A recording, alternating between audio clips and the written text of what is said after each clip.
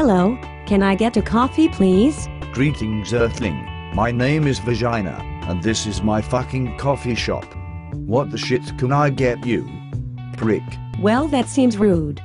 I'll have a small latte please. A nice creamy latte coming right up. Full of cream. From my minge. From your what? My fucking minge, babes. Are you deaf or something? One minge cream latte costs 200 babes. I fucking love baby.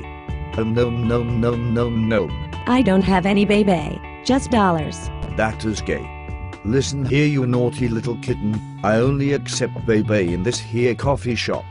Either pay me baby or move, bitch. Get out the way. Get out the way, bitch. Get out the way. I don't think I want your coffee anymore. You are very rude. You incite me, darling. Why are you messing with me? No one likes me when I am messed with. I have a fucking rampant temper, much like my raging cunt when I am producing cream for the coffee which I sell. Speaking of which, I need to produce some coffee beans. There we go. That is disgusting. I shall never come here again. Like I give a flying wank.